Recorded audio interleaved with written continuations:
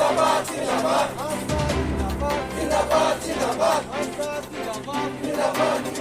ছাত্ৰ সন্থাৰ তিনিচুকীয়া আঞ্চলিক সমিতি আৰু লিম্বুগুৰি প্ৰাথমিক গোটৰ উদ্যোগত লিম্বুগুৰি চাহ বাগিচাৰ কলঘৰৰ সন্মুখত ৰূপায়ণ কৰে 1 ঘণ্টীয়া ধৰ্ণা কাৰ্যসূচী।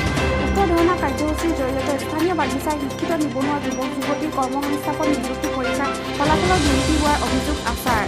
ধৰ্ণা কাৰ্যসূচীৰ জৰিয়তে সংগঠনটোৱে বাগিচাৰ পৰিচালকৰ লগতে অভিযান আৰক্ষী চকী ভাৰপ্ৰাপ্ত আৰক্ষী বিষয়া বিশু বৰ্মনক সংগঠনটোৱে স্মাৰক পত্ৰ প্ৰদান কৰি উচ্চ নিযুক্তি প্ৰক্ৰিয়া সম্পূৰ্ণ নিকা আৰু স্বচ্ছতাৰে সম্পন্ন কৰিবলৈ দাবী জনায়।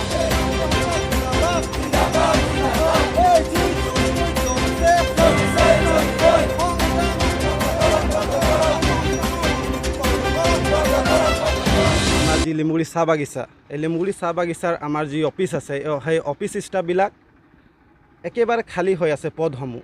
আমাৰ এতিয়া আপোনালোকে গৈ চাওক, সেই অফিচত মাত্ৰ 2টা ষ্টাফে কাম কৰি আছে।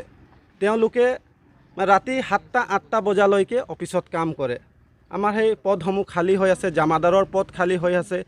আগতে জামাদাৰ 3-4 বছৰৰ আগতে জামাদাৰ আছিলে, ইয়াত এতিয়া জামাদাৰো নাই। তাত ছেকেণ্ড ষ্ট'ৰ কালাৰ এখন দৰকাৰ আছে, সেই ছেকেণ্ড ষ্ট'ৰ কালাৰকো নাই। আকৌ কম্পিউটাৰ কালাৰ লাগে, কম্পিউটাৰ কালাৰকো নাই। আমাৰ ফেক্টৰী ষ্টাফত মেইন ফিটাৰ লাগে, মেইন ফিটাৰো নাই। কিন্তু আমাৰ যি এক্সিকিউটিভ ডাইৰেক্টৰ, আমাৰ মুখ্য কাৰ্যালয় ডিব্ৰুগড় জালান নগৰ, আমি মেনেজমেণ্টক ক'লোঁ যে আমাৰ নিবনুৱা যুৱক যুৱতী আমাৰ লিম্বুগুৰি চাহ বাগিচাৰ পৰা 39টা হেড অফিচত আমি ইণ্টাৰভিউ দিছিলে। তো তাৰ ৰিজাল্টটো কি হ'ল, ফলাফলটো কি হ'ল, আমি এতিয়ালৈকে একো গম পোৱা নাই। আমি সুধিলোঁ মেনেজমেণ্টক, কিন্তু মেনেজমেণ্টক ক'লে মই নাজানো, এইটো বিষয়ত মই নাই, এইটো ইডি ছাৰে গম পাব। ঠিক আছে, ইডি ছাৰে যদি গম পায় আমাক ইডি ছাৰৰ লগত এখন মিটিং কৰাই দিয়ক। তো তেওঁ ক'লে যে ইডি ছাৰে এতিয়া লগ কৰিব নোৱাৰে। কিন্তু ইডি ছাৰে ইয়াত বাৰম্বাৰ আহি থাকে ভিজিট, কিন্তু আমাৰ লগত তেওঁ বহিব নোখোজে, কাৰণ ক'ভিড প্ৰট'কল। কিন্তু তেওঁ এতিয়া মেডিকেল, আমাৰ ডিব্ৰুগড়ত আমাৰ মেডিকেল আছে, তেওঁতো ইমান দূৰৰ পৰা ইয়াত আহে ক'ভিড প্ৰট'কল সময়ত। 2 মিনিট আমাৰ লগত কথা পাতিব নোৱাৰে নেকি? গতিকে আমি বাধ্য হ'লোঁ এই কাৰ্যসূচী। আমাৰ এই লিম্বুগুৰি চাহ বাগিচাত এই নিযুক্তিৰ যি কেলেংকাৰী হৈছে, এইটো কেলেংকাৰী ক'বলৈ গ'লে আমাৰ যি মানে বাগিচাৰ 5 মাহৰ আগতেই আমাৰ 39জনীয়া এজন মানে আমাৰ ডিব্ৰুগড়ত আমাৰ জালান নগৰত এখন মেইন অফিচ আছে, তাত ইণ্টাৰভিউ হৈছিল। তাৰ পাছত যি 5 মাহ উকলি গ'ল, কিন্তু যি ফলাফল আহিব লগা আছিল, কিন্তু সেই ফলাফলটো এতিয়ালৈকে অহা নাই। কিন্তু এতিয়া আমি দেখা পাইছোঁ যে যি নেকি আৰু এবাৰ মানে ইণ্টাৰভিউ ল'বলৈ এটা ষড়যন্ত্ৰ চলি আছে।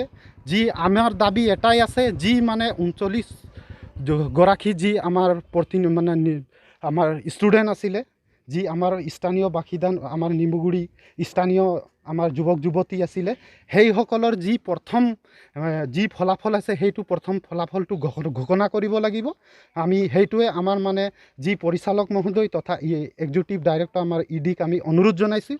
তথা নহ'লে ইয়াতকৈ আমাৰ সৌদ অসম আদিবাসী ছাত্ৰ সন্থাই তীব্ৰ ভাষাৰে আন্দোলন কৰিব, আৰু আমি ধিক্কাৰ জনাইছোঁ এইটো পৰিচালক মহোদয়ক আৰু গৰিহণা জনাইছোঁ। ইমানকৈ আমাৰ চমুকে আমাৰ সম্পাদক হয়।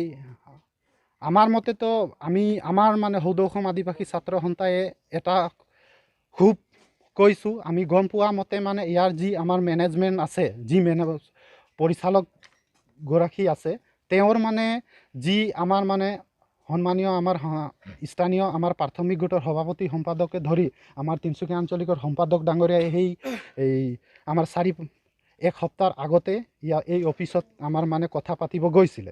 কিন্তু তেওঁলোকৰ যি মানে মেনেজাৰৰ যি মেনেজমেণ্টৰ যি এটিটিউড চাই আমাৰ এই আন্দোলন কৰিব। লিম্বুগুৰি চাহ বাগিচাখনত খালী হৈ থকা পদসমূহত যোৱা মাহত মাৰ্চ মাহত অলৰেডি ইণ্টাৰভিউ হৈ গ'ল, কিন্তু এতিয়ালৈকে কোনো ধৰণৰ আমি ফলাফল ঘোষণা কৰা হোৱা নাই।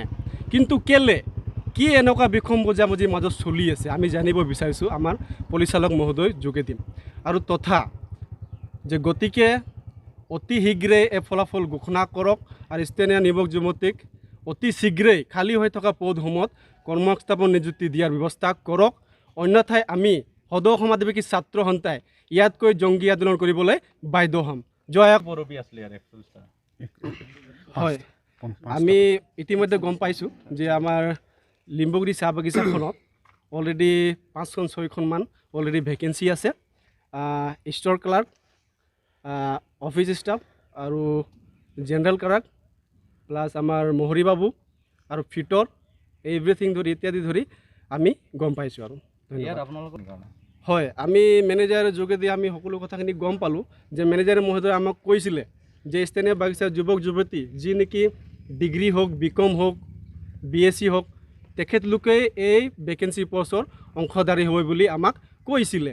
কিন্তু আমি শুনামতে গম পাইছোঁ যে এই লিম্বগুৰি চাহ বাগিচাখনত কৰ্মসংস্থাপন নিযুক্তিৰ নামত অট'মেটিকলি দুৰ্নীতি চলি আছে আৰু এক্সাম পাতিবলৈ তেখেতলোকে ষড়যন্ত্ৰ চলাই আছে। গতিকে সদনসন্মুখী ছাত্ৰ সন্থাই এই কথা সহ্য নকৰাকৈ আমি এই প্ৰতিবাদ কাৰ্যসূচী ল'বলৈ তিনিচুকীয়াৰ পৰা বাধ্য হ'লোঁ। সঞ্জিত দাসৰ ৰিপৰ্ট।